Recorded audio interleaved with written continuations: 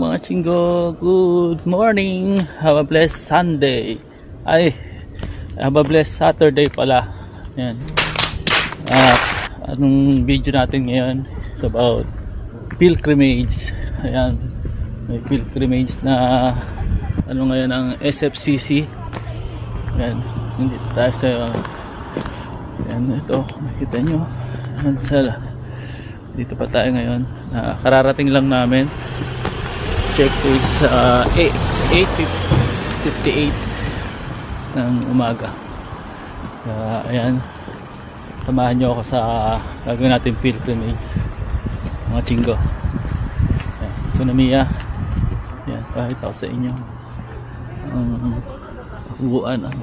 Dito po lang to sa entrance. Ayan, stay tuned lang mga chinggo, ekonomiya.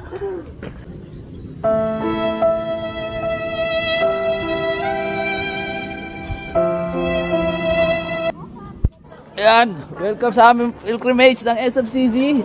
Welcome po. Ayan, welcome natin ang ating pilgrimage. Brother Arnold. Ayan, ating mga sister. Hello!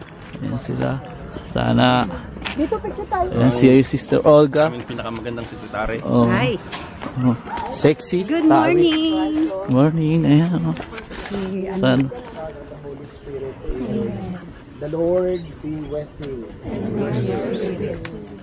Brothers and sisters, we are set out. We should remind ourselves of the reasons of our resolve to go on this holy pilgrimage. The place we intend to visit is a monument to the devotion of the people of God.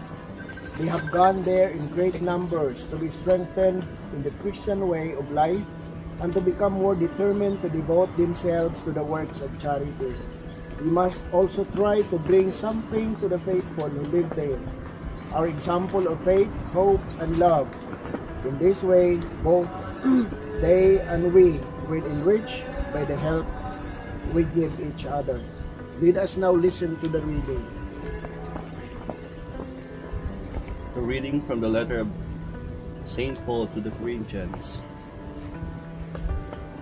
So we are always courageous, although we know that while we were at home in body, we are away from the Lord. For we walk by faith, not by sight.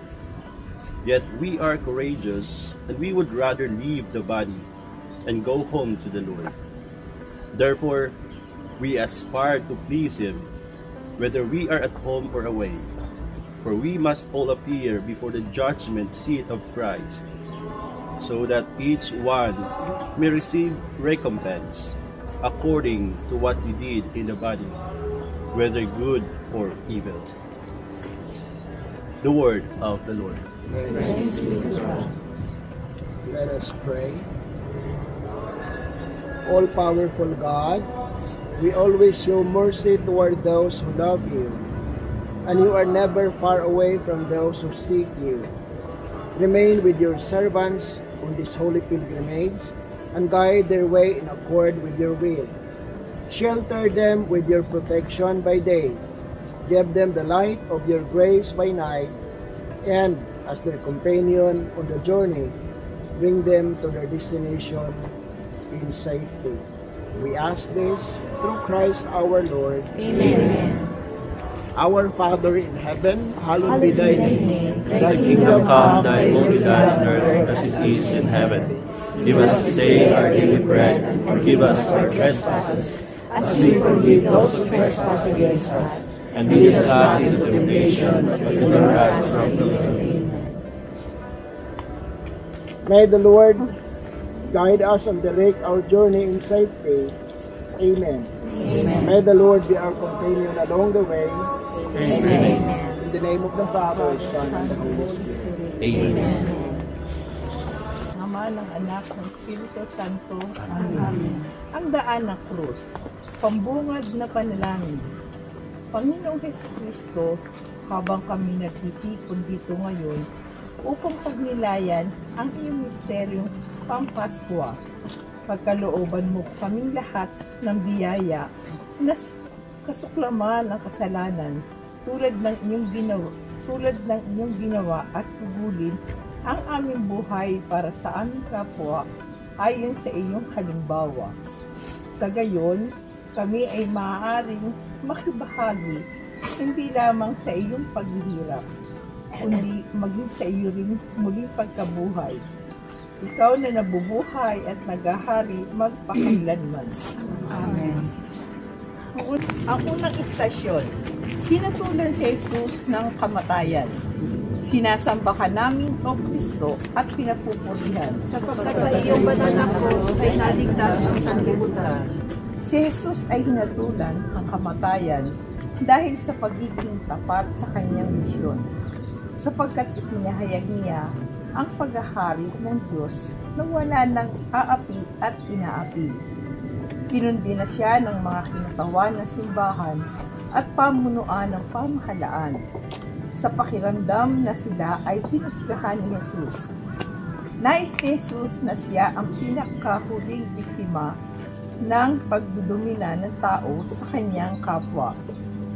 Alalahanin natin ang lahat ng mga taong hinatulan ng ating lipunan ng kamatayan o sa isang di makatarungang pamumuhay. Panalangin. Ama, huwag po ninyong hayaan ang aming pamayanan sa kapangyarihan humatol sa iyong anak at nagtataguyod ng pang-aapi at pinili sa mga anak mo. Ipagkaloob po ninyo sa amin ang isang dakilang pananampalataya upang sundan namin si Jesus sa kanyang minimiting daigdig na pagkaharian ng iyong mahapaging pagmamahal. Hinihiling po namin ito sa pamamagitan ni Kristong aming Panginoon. Ama namin, sumasalangit ka, sambahin ang ngalan mo, mapasa amin ang kaharian mo, sundin ang loob mo dito sa lupang parang nasa langit. Bigyan mo kami ng aming pagkain sa araw at patawarin mo kami sa aming masala para nang pagpatawad namin sa nagkakasala sa amin. At huwag mo kami pahintulot sa gusto at iyan kami sa lahat ng masama. Amen. Aba, Ginoong Maria, napupuno ka ng grasya. Ang Panginoon Diyos ay sumasa iyo. Bukod kang pinagpala sa babaeng lahat at pinagpala naman na iyong anak na si Jesus. Santa Maria, Ina ng Diyos, ipanalangin mo kaming makasalanan, ngayon at kung kami mamamatay. Amen. Luwalhati sa Ama, sa Anak, at sa Espiritu Santo. Para sa lumulan ng pagkakamahan sa kasalanan. Amen. Ikalawang istasyon. Pinasaan ni Jesus ang kanyang krus. Sinasamba ka namin, O Kristo, at pinapupurihan. Sapagkat sa iyong banal na krus ay naligtas ang sanlibutan. Duguan si Jesus dulot ng mga matitinding kabukis at nadagdagan pa ang tindi ng kanyang paghihirap sa koronang tinik na isinuot sa kanyang ulo. Talagang walang hanggan ang nagagawa ng pagkabulag ng tao sa katwiran. Hindi masukat ang naabot ng pang-aabuso ng kapangyarihan. Subalit, sa krus, matatagpuan ang sagisag ng pakikiisa sa atin ng pag-ibig ni Jesus. Isipin natin ang mga taong lubhang nahihirapan sa mga mabibigat at di makatarong ang pasanin sa kanilang buhay. Kasama nila si Jesus. Tayo rin dapat makaisa sa kanila. Panalangin. Ama, alam po ninyo na napakaraming krus dito sa daigdig. Kaya lamang, hindi tama ang bahaginan. Ang mga dukha ang nagpapasa ng mga mabibigat. Ibigay po ninyo sa amin ang karunungan upang di namin talikuran at bigyan ng malayong pakahulugan ang krus ni Jesus. Pagkalooban ninyo kami ng lakas at katatagan sa pagbabata ng hirap sa aming pakikibaka laban sa mga nagpapahirap sa tao. Sa pamamagitan ni Kristo Jesus, aming Panginoon. Ama. Ikatlong istasyon. Nabuwal si Jesus sa unang pagkakataon. Sinasamba ka namin, O Kristo, at pinapupurihan. Sapagkat sa iyong banal na krus ay naligtas ang sanlibutan. Nakadama si Jesus ng takot.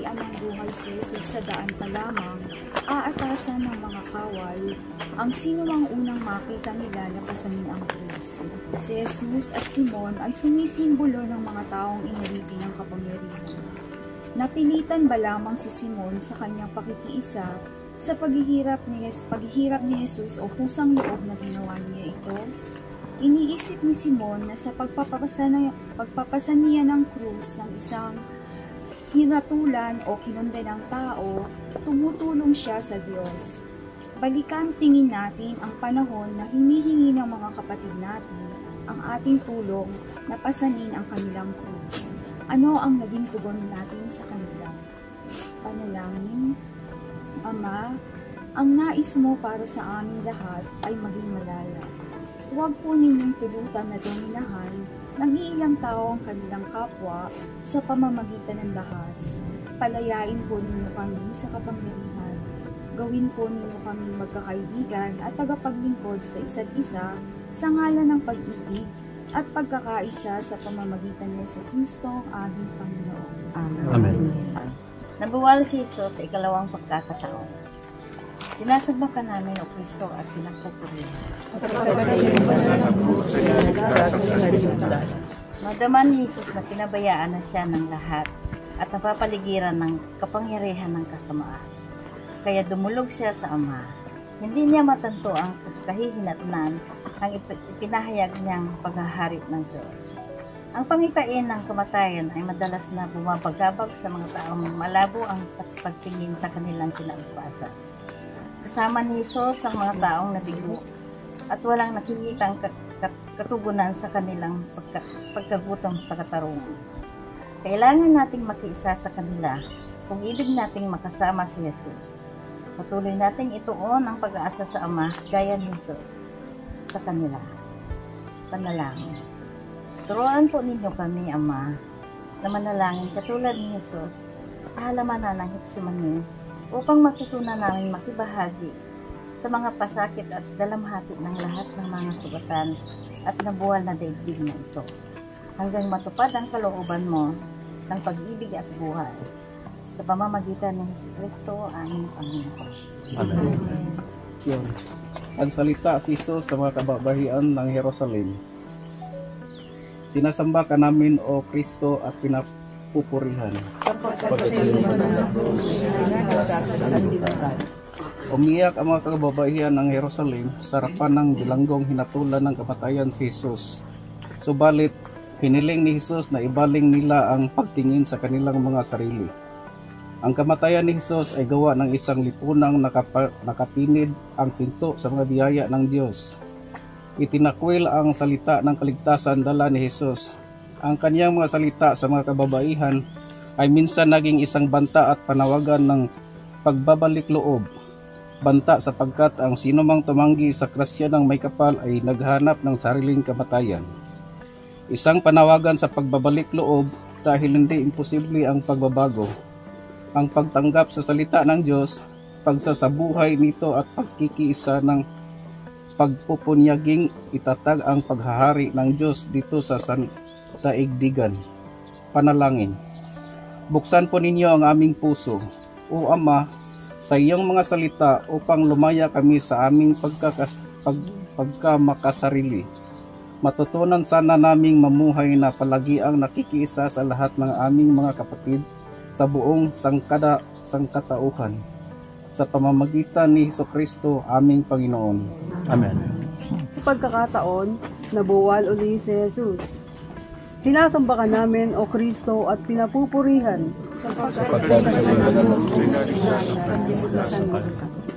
Nahalo ang dugo ni Jesus sa lupang napakaraming dugong inihain ng mga walang sala mula noon hanggang sa kasalukuyan.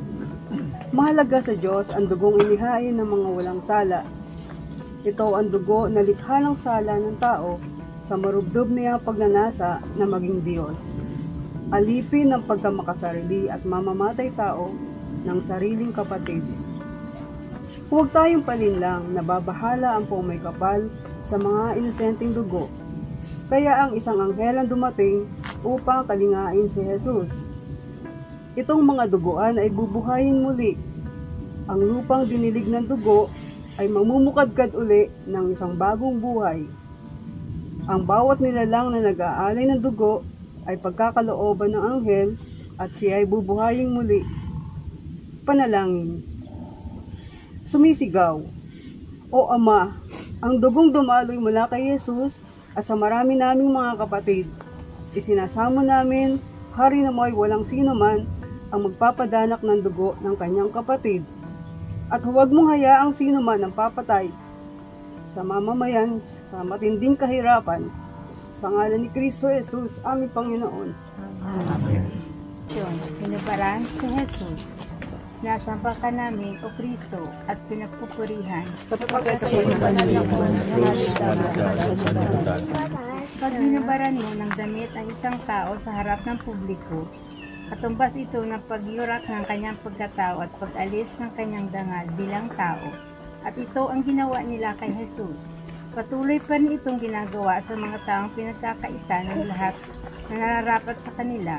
Ang pag-asa ay hindi nakasalalay sa mga sakim at kurakot kundi kay Jesus na pinagkaitan din ng lahat. Buo ang pagtitiwala ni Jesus sa kanyang Ama. Nasa kanyang panig ang Diyos, kaya dapat magtiwala kay Jesus at sa mga pinagkaitan. Yaong walang mawawala sa kanila at may karapatang umasa sa Panginoon. Mula sa kanila, itatatag ng Diyos ang isang bagong sambayanan. Panalangin, nakikita namin sa iyong anak na pinagkaitan ang mahihirap o mga duka dito sa daigdig. Sa mga taong walang pagbabago, loobin po ninyong sila ay makaroon ng pusong mapagbahagi, mapagmahal na hindi nakatali sa mga material na bagay. Turuan ninyo kaming magbahagi sa ngalan ng pagkakaisa mula sa aming makakaya o ari-arian sa pamamagitan ni Jesucristo, aming Panginoon. Amen. Palabing isang istasyon, itinakot si Jesus sa krus. Sinasamba ka namin, O Kristo, at pinapupurihan. Ipinako ang mga kamay at paa ni Jesus. Nais nilang dumaloy ang mas maraming dugo upang madali siyang mamatay. sadya nilang ginagawa ang ganito, madali nilang maililigpit si Jesus ng manunulsol. Subalit si Jesus ay mas malakas sa kanyang kahinaan kaysa mga naghatol sa kanya. Mula sa kanyang napapakuang krus, maipagdarasan niya ang mga nagpahirap sa kanya. Hindi ibig sabihin na pinawawalang sala sila, kundi idinidiin ang kanilang kahibangan at kasalanan. Kaya inihihingi sila ng kapatawaran. Ito ang tagumpay ng isang pinahihirapan sa mga nagpapahirap sa kanya. Tagumpay din ito ng pagmamahal at habag. Panalangin. Ama, lubha ang pananakit na ginawa sa inyong anak. At marami din sa inyong mga anak ang pinahihirapan sa iba't ibang pamamaraan. Ang aming pusong puspos ng bigati ay dumadalangin para sa mga biktima ng matinding pasakit at sa mga gumawa nito. Pagkasunduin mo po sila at naway mahinto na sa mundong ito ang anumang pananakit sa kapwa sa pamamagitan ni Jesucristo, aming Panginoon. Amen. Yung dalawang apostol, namatay si Jesus sa krus. Sinasamba ka namin, O Kristo, at pinapupurihan. Sapagkat sa iyong banal na krus ay naligtas sa sanlibutan. Si Jesus na taga Nazaret, ang dakilang propeta na nagpahayag tungkol sa bagong buhay at paghahari ng Diyos, ay pinatay sa labas ng lungsod. Siya ay itinakwil ng lipunan, ng relihiyon at ng buhay. Sa pagkakataong ito, ipinakikilala ni Jesus ang kanyang ganap na katapatan. Isinakripisyo niya ang kanyang buhay para sa kanyang pinaniniwalaan at mga ipinahayag. Namatay siyang lubos ang pagtitiwala sa kanyang Ama, ang Diyos ng pag-ibig at mas makapangyarihan kaysa mga kumitil ng kanyang buhay. Tayong mga tagasunod ni Jesus ay hindi dapat mawala ng pag-asa. Patuloy nating hanapin ang bukal ng pag-asa sa krus ni Jesus. Tayo'y mga alagad ng isang taong napako sa krus. Katulad ni Jesus, sikapin natin makilala siya sa ating paglilingkod, kahit hanggang kamatayan, tungo sa pag-aangkin ng sanlibutan ng isang bagong buhay. Panalangin. Naniniwala po kami, O Ama, na si Jesus na pinako sa krus ay iyong anak na tagapagligtas. Sa pamamagitan niya, alam namin na ang inyong lakas ay ang pag-ibig na nagtitiis kasama ng mga nagdurusa. Kasama ni Jesus, nais namin makipagtunggali laban sa dalamhati na siyang dahilan ng pagdurusa. Sa pamamagitan ni Kristo ang aming Panginoon. Amen. Yung tatlong okasyon, si Jesus ay binaba mula sa krus. Sinasamba ka namin, O Kristo, at pinapupurihan. Tinanggap ng ina ni Jesus sa kanyang mga bisig ang walang buhay na katawan ng kanyang anak. Inilagak niya ang buong pagtitiwala sa Diyos na mula sa patay na laman. Ang may kapal ay lilikha muli ng bagong buhay. Si Maria ay magsimulang uli ng isang bagong buhay sa hirap at pag-asa. Ang sambayanan ni Kristo, kagaya ni Maria, kailangan tanggapin ang lahat ng tao, lalo na yung mga nagdurusa dahil sa isang dakilang adhikain. Inaanyayahan sila nitong sambayanan sa isang bagong buhay, ang kanilang pagtitiis kapag nagkasabuhay ng pagkakaisa at pananampalataya ay nagiging daan tungo sa isang bagong sambayanan ng Diyos. Panalangin. Binigyan ninyo, O Ama, ang simbahan ng bagong halimbawa o modelo sa katauhan ni Maria. Pasmasan po ninyo kami ng pananampalatayang kagaya kay Maria na handang tanggapin sa simbahan ang lahat ng mga nilalang na nagtiis ng hirap, umusbong lamang ang isang bagong angkan kung saan lahat ay magkakapatid sa iyong ngalan. Aming Ama, sa pamamagitan ni Jesus, aming Panginoon. Amen. Sinumbakan namin, O Kristo, at pinapupurihan. Sapagkat sa iyo banal na krus ay naligtas ng sanlibutan. Ang libingan ng pinakasukdulang kalungkutan. Yung patay ay ganap na nag-iisa. Ang paniniwala ng mga pumatay kay Jesus na kapag nailibing na sila, ang katawan nito ay mabubura sa isipan ng madla ang alaala ni Jesus. Subalit ang libingan ni Jesus na nasa halamanan ay dambana ng buhay, na siyang naging bukal ng bagong buhay ni Jesus. Si Jesus ang magiging binhi na kapag ibinaod sa lupa, tutubo ito at mamumukadkad. Ang buhay niya ay nasa kamay ng Diyos. Ganon din ang lahat ng mga nawala ng buhay at mga pinatay. Hindi pababayaan ng Ama ang kanyang mga anak. Panalangin. Ama, ginawa mong pagdaraanan tungo sa bagong buhay ang libingan ni Jesus. Hayaan ninyong tanggapin ng lupa ng mapayapa ang mga yumawa. Hari naway magbunga ito ng pag-asa at buhay para sa iyong sangkatauhan. Sa pamamagitan ni Jesucristo ang aming Panginoon. Amen. Pangwakas na panalangin. Taos-puso kaming nagpapasalamat sa iyo, O Ama, sa pagkabuhay na muli ng iyong anak. Sa kanyang ngalan, hinihiling namin sa iyo na pag-ibayuhin namin ang pagsasabuhay ng pag-ibig at pananampalataya upang maialay namin ang aming sarili sa paglilingkod sa mga naghihirap sa pag-asang mabubuhay kami muli tungo sa isang bagong buhay sa pamamagitan ni Jesucristo, aming Panginoon. Amen. Ama namin, sumasalangit ka, sambahin ang ngalan mo, mapasa amin ang kaharian mo, sundin ang loob mo dito sa lupa para nang sa langit. Bigyan mo kami ngayon ng aming kakanin sa araw-araw at patawarin mo kami sa aming mga sala para na napapatawad namin sa nagpapasala sa amin. At huwag mo kami ipahintulot sa tukso at iadyan mo kami sa lahat ng masama. Amen. Aba, Ginoong Maria, napupuno ka ng grasya, ang Panginoong Diyos ay sumaiyo. Bukod kang pinagpala sa babaeng lahat, at pinagpala naman ang iyong anak na si Jesus. Santa Maria, Ina ng Diyos, panalangin mo kami makasalanan, ngayon at kung kami mamamatay. Amen. Luwalhati sa Ama, sa Anak, at sa Espiritu Santo. Para na sa unang-una ngayon at pagpakailanman magpasulang hanggan. Amen. Nag-pilgrimage. Ito na sila. Yan si Maricoy. Ayan ay mga nag-pilgrimage. Oh.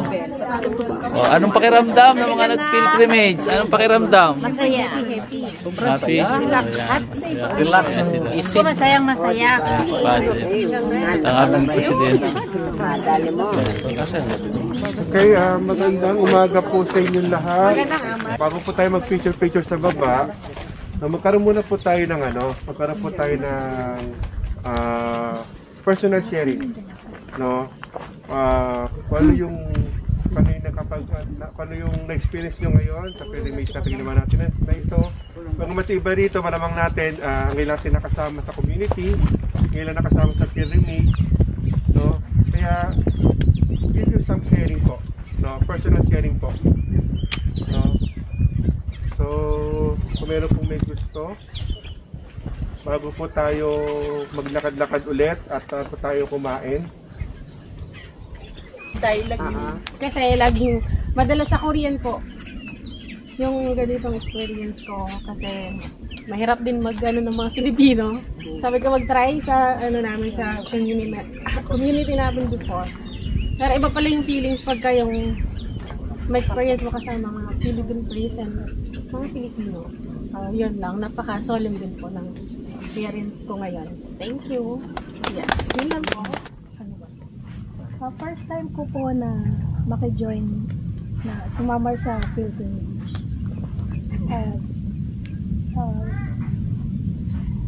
I hope na next year and the coming years ay makasama po ako ulit.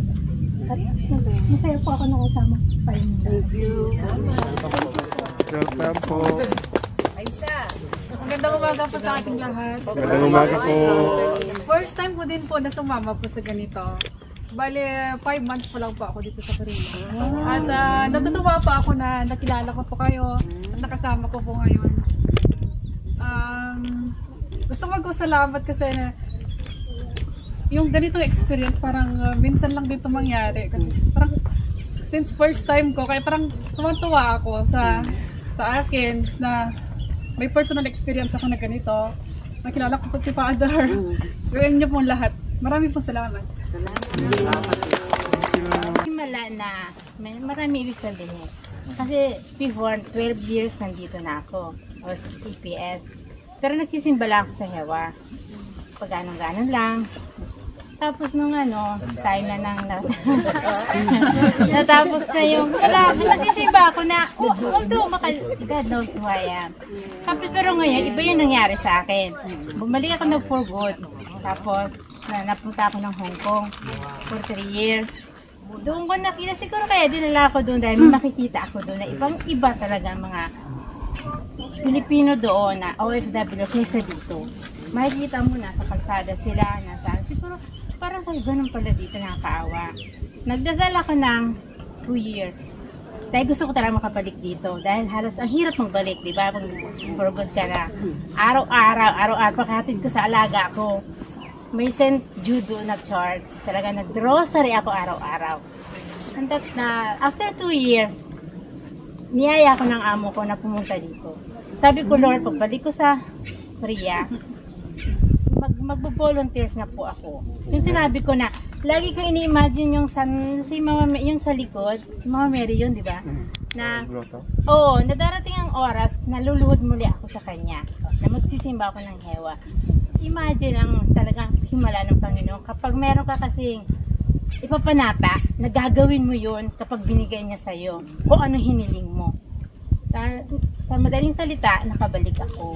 Tapos, pero dito, halos lahat na ibibigay ko kahit hindi ko ano-ano. May humingi. Kasi sa akin, oo, kailangan ng pera. Pero masayang-masaya ako na nag-give ako. Napakasaya ko doon. Mamaya. Hindi ko kalain na andyan ako, FME na ako, naglilingkod ako, at andito ako. First time ko rin makasama sa ganito. Yun. Magandang umaga po. Umaga.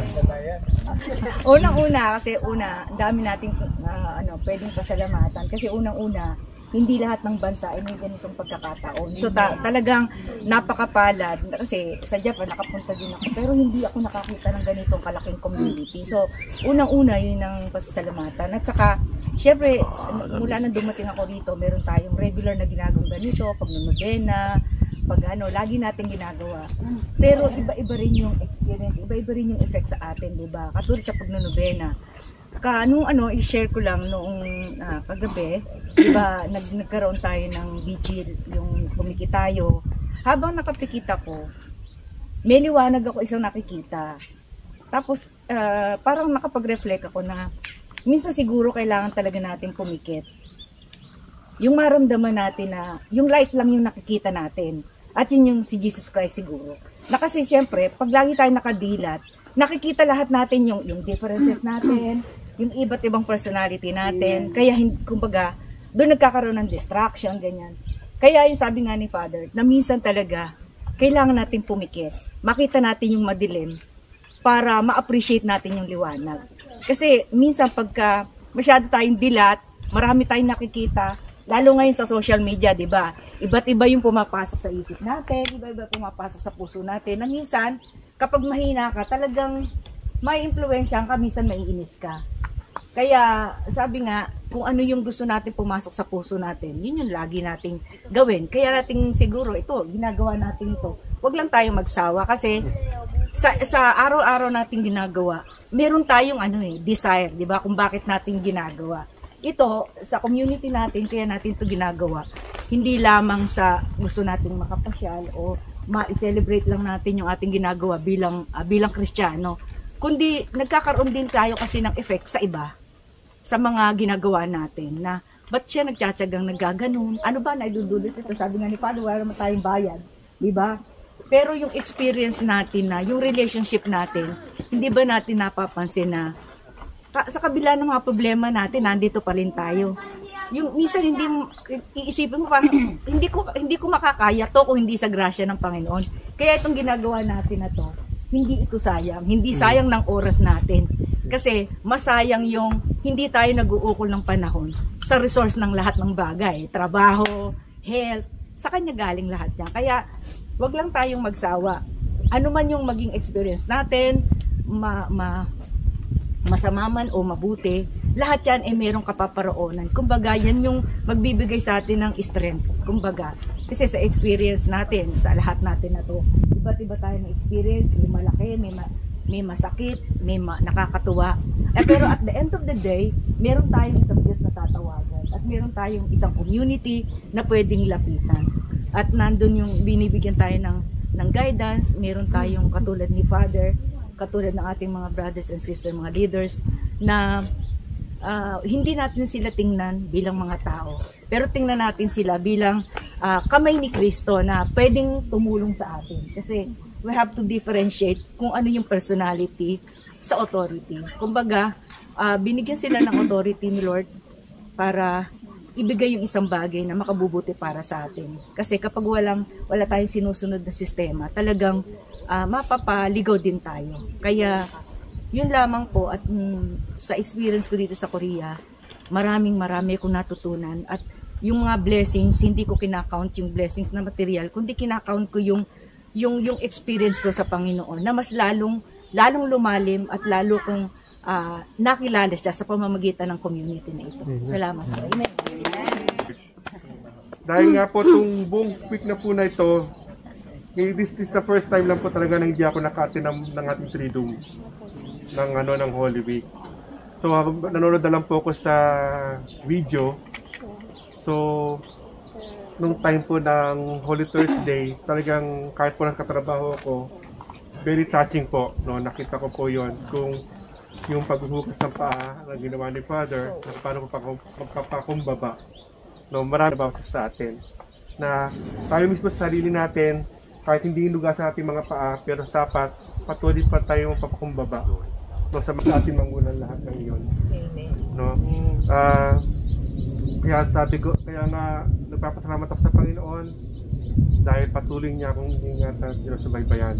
So kayo na pong bahala sa community na ito na patuloy niyong ingatan at gabayan. Nakilala sa akin, ako pala si Ricky. Kasi first time ko nag-abroad dito sa Korea, almost 6 years na. Pagdating ko dito, actually sa Pilipinas, hindi naman ako para simba kasi busy hanap ng pera, ganun. Pagdating ko dito, since wala akong kamag-anak, nagsisimba ko, hinanap ko talaga yung simbahan. So timing na nag-announce si Father Alfie na kailangan niya volunteer kahit walang experience, wala talaga ako ganun. So since dito na lang ako magsimba, nag-volunteer na lang ako. First time din ako makasama ng ganito. So pagbabasa kanina, first time ko yun nakakabahan ako Kaya magpasalamat rin ako na may nag-guide sa akin na Father, salamat Pres, salamat sa lahat na magsama-sama pa rin tayo. Yes. Yan lang po, thank you. At bilang magulang, pag nanganak ng anak ng magulang, maghihiwa-hiwalay lang, di ba? Iiwanan namin. At gano'n lang nangyari sa nanay ko. Iniwan namin lahat siya. Nag-stay lang siya sa isang payak na bahay. Payak na payak. Tapos naka-video yan. Payak. Hindi ko alam bakit ginising ako ng Panginoon Ang ginawa ko, pumarap ko sa video. Tinawag ko isa yung mga kapatid ko, nasa Mindanao, nasa Brunei, nasa Amerika. Kung saan yung mga kapatid ko, may message ko sila dahil may nararamdaman ako sa nanay ko. Stay safe pala kayo. May nararamdaman ako sa nanay ko na parang hindi na siya okay. Iiyak na naman ako. Kaya, ano naman, yung nagawa ko naman ang gusto kong gawin. Naipon ko sila lahat sa bahay. Nawala ako. Ako lang ang wala. Tapos, abang naglilinis ako sa trabaho, Nagmamap ako. Naka-video ako. Kausap ko yung mga kapatid ko. Nakaharap yung nanay ko. Nakita ko yung mukha ng nanay ko na parang hindi na siya makahinga. Sabi ko sa mga kapatid ko, inipon ko kayo lahat dyan para bantayan ang nanay natin. Pero anong ginagawa nyo? Hindi nyo nakikita yung itsura ng nanay natin. Nawawala na siya ng hininga. Dali nyo sa ospital yan. Kaya parang ginamit ako ng Diyos para malaman nila ng nanay namin na si Tolo lang sa bahay. May time na nahulog siya sa CR. Kaya ang ginawa ko, nagbayad ako ng mag-aalaga sa kanya. Ang hirap maging OFW talaga. Kumikita ko ng pera, pero yung magulang mo, napapabayaan mo. Po sa ating lahat.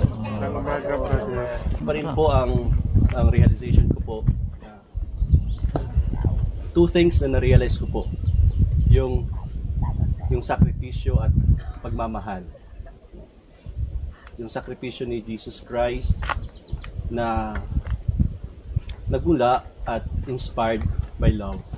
Yun ang realization ko po, na maraming humadlang sa kanya pero nakapagpatuloy pa rin siya, na ginawa pa rin niya ang kalooban ng kanyang ama.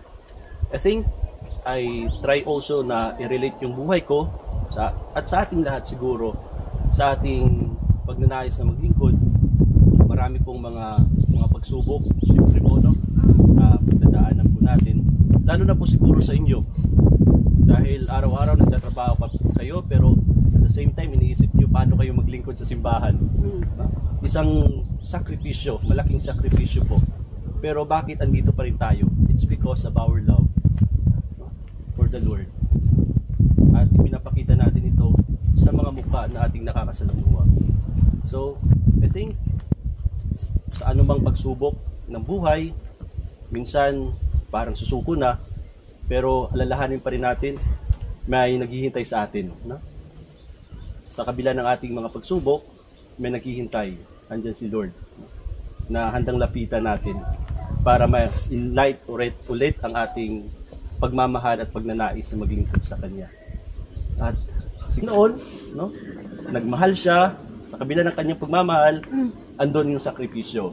No? Tayo rin, dahil nagmamahal tayo, laging may sakripisyo. Ang mahalaga lang doon, andyan lagi ang Panginoon sa atin, bawat isa sa atin paglalakbay sa buhay. Yan lang po. Maraming salamat.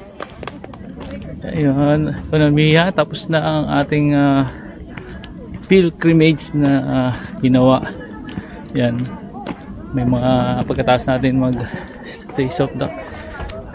Station of the Cross. Yan, mayroong nangyaring mga sharing, reflection sa mga kanilang experience sa buhay.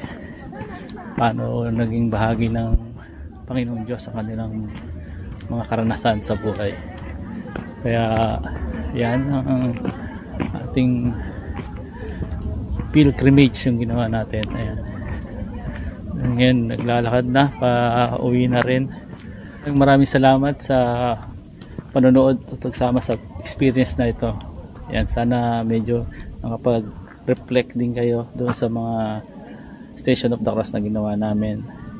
Yan, once again, maraming salamat sa panonood at sa suporta, ekonomiya, at sa Team Dungaw. Yan, maraming salamat. And once again, love lang, walang hate, saranghe, peace out.